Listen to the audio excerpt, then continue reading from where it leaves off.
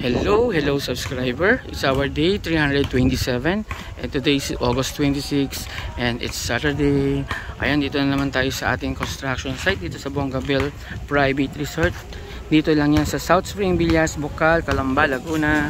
Ayan, update na naman tayo ng ating construction. So ito, bibili kami ng mga bakal para gamitin namin sa aming canopy. Sige. Oo. Yan, papabili sila ng flexible house para abang dun sa pailaw natin. Tapos ito, dito si Kuya rin nag-i-spot nung ano kasi medyo maambon-ambon nga. Yan, nag-i-spot siya ng pinaka-canopy natin. Yan. Bali yung sukat namin dito, ano siya, yung nakabaon namin. Kuya rin na nakabaon natin 2 inches, no? Nakabaon na sa pinaka-pader namin 2 inches. Tapos 5 inches naman yung pinaka-latag ng ano, ng gutter namin alulod. Tapos yung taas niya dapat mga 4, mga ganon. Tapos itong haba nito, sinakto na namin doon sa ano, sa isang sukat ng isang polycarbonate na sheet na 4x8 na feet na ano na siya, polycarbonate. Ayan, yan nilatag namin. So gagawa kami ng mga 5 ganyan na frame, ano, 5 set niyan. Ayan. Ang gagawin, a-assemble namin.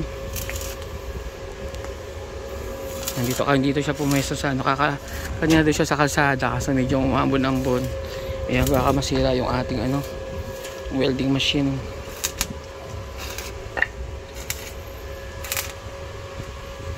Ayan, tutulong ko muna ako sa ibabaon yan. Dito na tayo.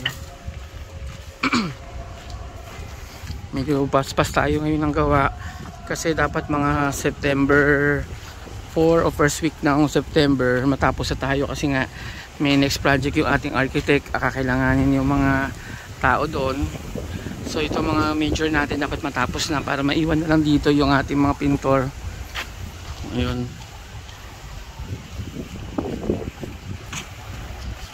Kasi ito yung ating passage ngayon. Okay na, napinis niya si kapon to ni Noniel. Yan, nilagyan na rin yan ng buhangin, oh. So dupan na lang ng mga pananim mga kailanganin natin dyan. Yan, maganda na siya. Kulang na lang ilaw dyan sa ilalim pa yung pailaw, eh, no? Yan. Kasi itong sa taas hindi pa namin na-assemble. Naku, ito na yung mga anak ni TikTok na bagong set, oh. Mga maliliit, oh. Oh. Baka pwede na naman paampon yan, ang liliit. 3 lang. Oh, hero ng barkada na to. Naglalabas na yung mga tuta, baka masagasaan na naman. Kasi ito naman, inaayos na rin ni hagdanan natin dito. Kasi medyo mataas nga to. So magiging 5, ano to? Mula doon sa taas, 1, 2, 3, 4. Pang 5 step yan. Hanggang baba, landing niya. Tapos yun, magpapalagay kami ng ano, ng dagdag ng ilaw. So bawat step may ilaw dapat. So kukuha na lang kami ng flexible hose. Mahabol bang buhusan ngayon yan? O bukas pa rin? Kung malalagyan sa ng hose? O edi, sino tatakbo? Si ano? Hindi ko naman sa'yo. Ay, wala yung susi. Eh, titila ko kuha dyan yung susi. Wait, may lisensya ka ba? Baka mahuli ka dyan. Ano, diba? Kaso hindi ko alam kung may cash ako dyan, may cash ba ako? Ay, may cash ako dyan. Ayan, takbo tayo ng flexible hose. Pagkatapos nila. Mag-iisa lang siguro, ano. Actually, gusto ko sana dyan 2 side, eh. Kaya mo gawin, ano, pinalista tagdadalawang ilaw dito sa sulok na lang. Doon mo na lang lagyan ng hose. Kabilaan. Oo, kabilaan, dulo-dulo, no. Pero dito mo na lang ilabas yung ano. Kasi baka dyan nidugtong ni ano, di ba? O, may tugtong na kaya yun? May tugtong na kaya yan?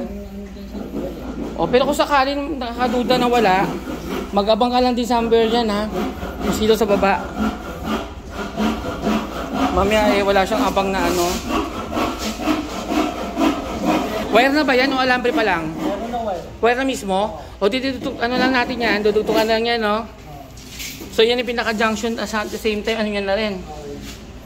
Ayan. Okay, tabihan mo ng isang ano, junction na maliit para doon pumunta yan. Kasi, di ba, parang lalabas tayo uli. So may sa tabi niya maglagay ka ng labasan ng lahat para magsama-sama. Tapos yung isa katabi niya ano, yung ilaw. Or sa ibabaw, saan mo pwede lagay? Dito na lang. Mataas ba to? Makapal? Makapal po yan. So kaya pa nung nakapatong dito sa isang junction. Tapos nandiyan na lang ilaw sa baba niya.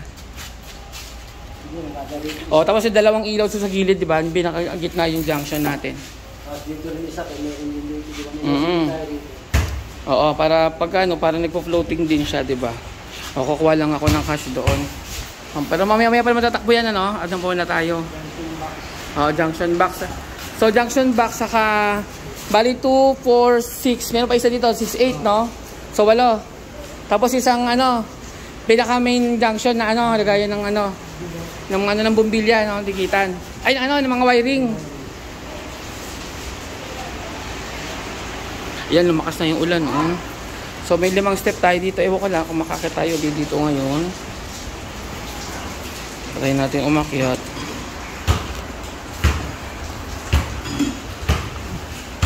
Yan, nabutan na tayo ng ulan. Nagtitik-tik na sila tatang dito. Dito ngayon ibabaon yung ginagawa ni Kuya Jerry. Yan, yan. Yan, paulan muna tayo.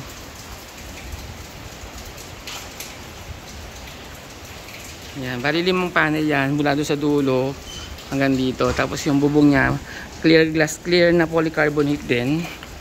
Yan, babasaan na tayo ng ulan. Yan, sa gilid.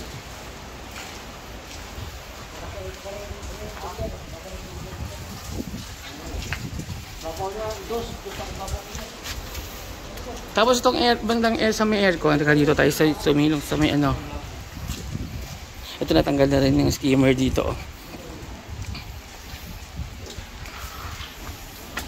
Ayan, dito tayo sumilong.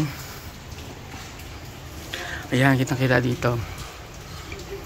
So, bale, mangyayari niyan, diretso yung aming canopy mula doon. Papantay lang din sa may garage na ano, canopy. Ayan. Mula dyan, dudugtuan na sa ibabaw kami ng konti niya para may konting silong yung ano, may continuity. So, mangyayari, hanggang dito yung dikit niya. Yan, mga butas na yan. Diyan itutusok yung ginawa ni Kuya Jerry na ano, na wina-welding niya. Ayan. Tapos pagdating dito, eh bababa kami ng konti, gano'n, iwasan na namin ng aircon kasi mahirap din maglipat-lipat. So mangyayari, ayan. Nakabukas yung aircon ko, umiikot to, kita-kita sa camera. Hindi kasi sila pagkaparehas ng ano, ng tawag dito, yung speed niya saka yung ano ng camera. Kaya nakikita ko yung ikot ng camera dito. Pero pagka wala camera, hindi ko makita yung ikot niyan eh. So yan mangyayari, pababa dito, yan. So bababa lang na konti. Pero yun nga, may silong pa din. Ayan. So ibig sabihin, hindi na tumambay-tambay dyan sa harapan. Hindi na mababasa makakalabas na rin tayo nang dito mga takbo-takbo. Ayan.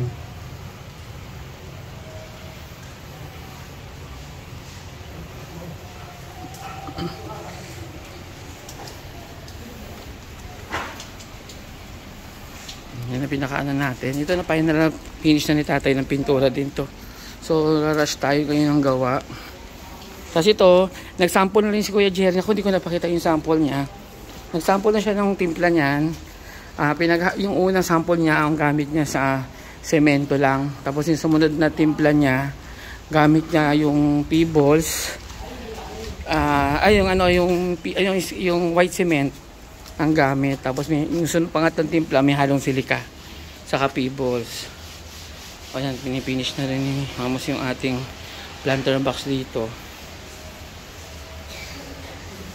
Yan yung pinaka-drain.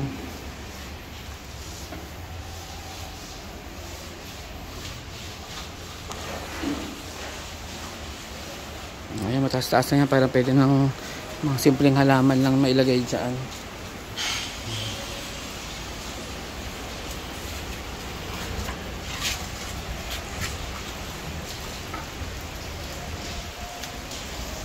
Siyempre si tatay dito pa rin. Titin po kasi tatay yung ano.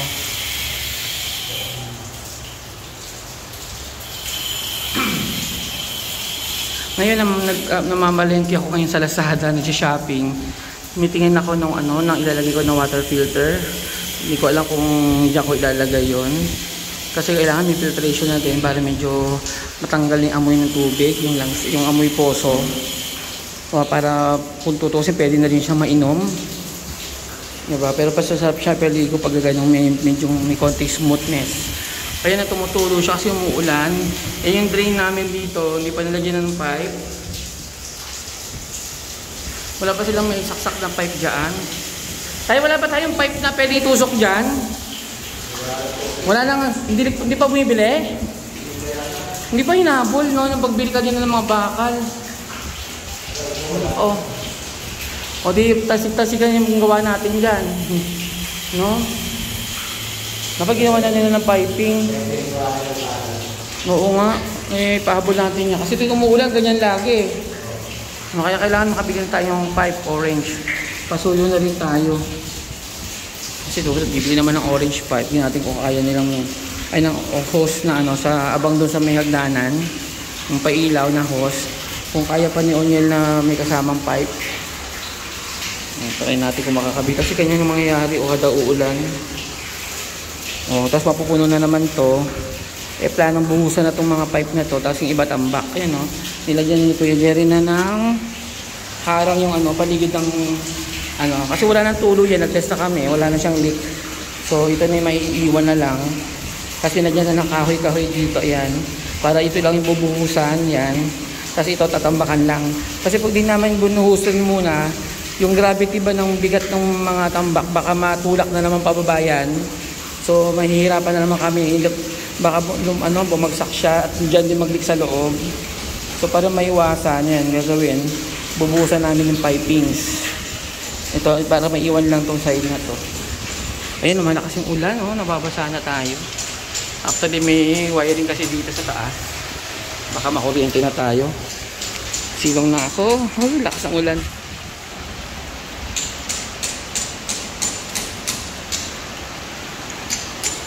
Ayan, dito malang ulan dito. Ulan, nasisilungan tayo ng ating view deck. Magtingnan natin sa view deck kung maganda doon yung dito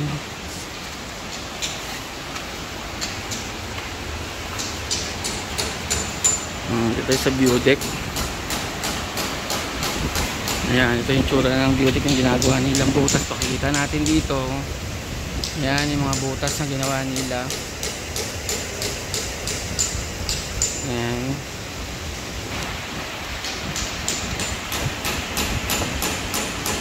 Tapos ito yung sample ko ng yung gagawin canopy dyan, ginawa ko. Ito siya. So yan yung sample natin. Kasi ito naman, baka iusog ko pa ito kasi malayo sa butas. Para sa piping, madali ako makapag-piping. Diba? Para madali lang siya. May lakas ang hangin. Kaya pag, dito yung actual na itsura nito pag umuulan. Ayan, dito nag-breakfast kami kanina. Kaya dito pa yung mga palaman namin. Ayan, pag umaanggi dito, ayan na nababasa nababasa siya. So yan yung actual itsura dito pag umuulan. Ayan. Ayan siya.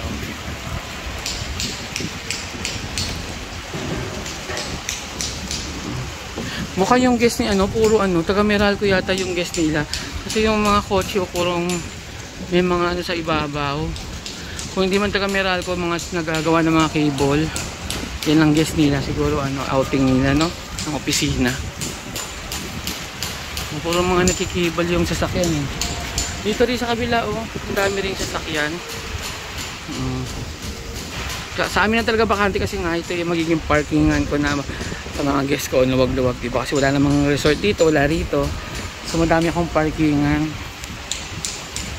Yung bahay ko bukas ba doon? Sarado naman yata. Sarado yung sliding door, walang papasok na tubig doon. Ayan.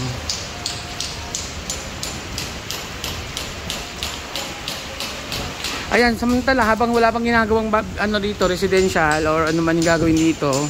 Maganda yung view ko dito kasi kita ko yung lake doon. Ayan Yun lang, di ko alam kung mga may second floor, third floor yung mga bahay dito. Kung hindi, magkakaroon, magiging view ko yung mga residential dyan. Kaya dapat magtaas pa ako dyan ng pader pagkasakali o kaya maglalagay akong kawayan. Or kung ano mang harang na pwede kong gawin, syempre, para matakpan din yung side namin dito. Ayan siya. So madali na naman to. After na namin gawin yung canopy, yan, saka na kami magagawa. Kasi nga tulad niyan, nagtitik-tik. O magsisimit, tatapalan din yan, mag-i-spot ng welding. So madudumi, may mga stand-stand silang gagawin dyan. So ibig sabihin, pag nagawa na unang namin ginawa yung mga ito yung full edge na to, yung paglalagay ng silika dyan, halimbawa, o di madudumihan na naman kami. So talagang gusto ko talaga iuhuli talaga sa lahat ng gawa to. Kailangan maunang mabuhusan din to para hindi to isabay. Kasi siguradong nako, mahirap i-maintain na naman yung dumi dyan. Kumapit na naman yung semento. Pangit magiging itsurang ano na naman siya. Pero ang ganda. Sa napansin ko, ang ulan, tinanong ko sa architect, nanggagaling daw sa east-west ba yun? Northwest. East-west. Mula dito daw galing yung ulan. Tapos minsan daw dito sa side na to. So ibig sabihin yung hangin papasok dito talaga o kaya palabas papasok dyan. Kaya yung ventilation ko doon sa bahay, laging lakas ang pressure ng pinto pag binubuksan ko. Kahit hapon, parang yung tinutulak yung pinto ko ng hangin. Kaya maganda talaga yung pasok ng ano dito. Maganda yung circulation ng hangin.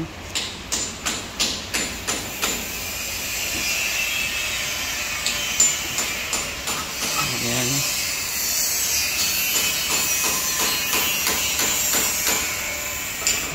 Tapos yung electrician namin sana itong Sabado dumating na nga. Kasi na-hospital daw siya, sabi niya sa amin. Nagkasakit daw siya.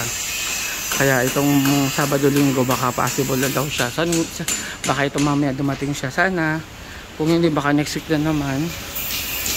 Pero kung sakali dapat makahabol kasi nga mawawala na yung ibang mga tao dito. So may mga mayroon pang hindi pa nasisimentohan dito, hindi pa rin nasisimentohan. May butas pa rin yan. Diba? Saka ito pala yung pump namin na gagamitin di diesel, oh. Ito, papanda rin, kapaganahin din namin yan para dun sa pangatlong poso. Tapos ito yung sa isa, para sa, sa tubig ko, parang ganon. Tapos yung isa na existing doon, yung para sa, para dito, para iposo, yung pump para dito. Kasi kailangan itulak papasok din dyan. Mula doon sa may storage pump sa taas na yon. Ayun. Ito, ang magkakaga dyan sa storage pump, malamang itong pump na to. Tapos, yung pump na existing na doon, itutulak pa para dito naman yan. Tapos ito naman para doon sa isang nakaabang na hindi pa namin napapagana hanggang ngayon. Ito yung pinakamalakas, 7 HP to, pero diesel. Ayun. Pero parehas lang sila ng bunganga, ng 3 yung bunganga niya. Yung doon na existing namin, uno lang yan eh. Ayan, diba makalat na agad dito. Tik-tik pa lang ng butas yan, paano pa kaya? Pero natapos naman na itong mga gilid nito. Okay na siya. Ayan. Ayan. Mukhang pagkatulog ng aso dun, bababa na tayo. Yun lang sa ngayon yung update natin.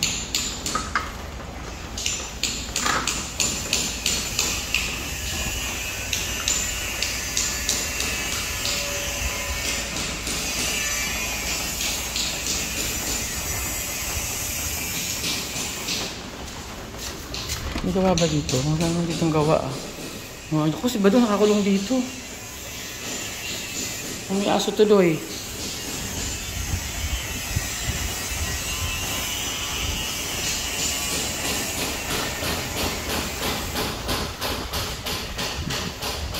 Parang hindi ko nakita si Butoy. Ay, ayun nga dito pa siya, napuputol pala.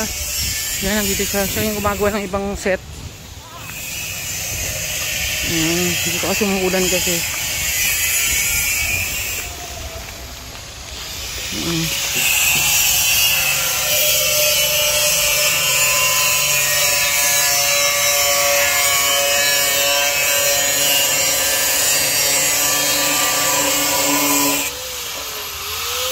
Panel din yan, no? Yung panel din para doon. Panel. Yan yung yung tungkod ng ibabao natin yan yon. Ayan. Yung tungkod pala. Ayan, siya pala yung nagagawa. Tapos si Kuya Jerry ang nagbubuo, nag-spot welding. Ayan, sila yung naggagawa ng ating Tapos si Tatang yung nagtitik-tik doon.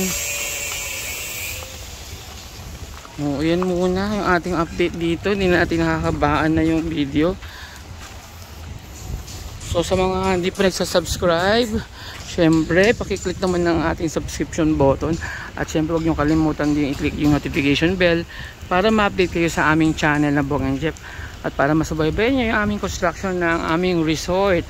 Dito yan sa may South Spring Villas, Bucalcalam, Laguna, ang Bongaville Private Resort.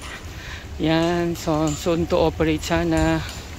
Ayan, hanggang dito na lang. Bye bye.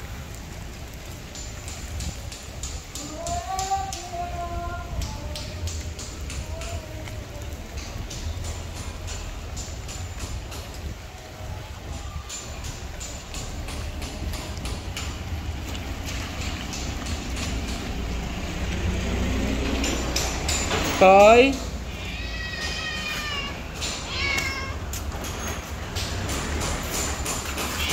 Gutom ka na ikaw? Dalo pa kayo dito. Ay nga. Oh, bye-bye. Sabi mo, bye-bye. Bye-bye. Bye-bye, boy. Bye-bye. Oh, bye-bye na.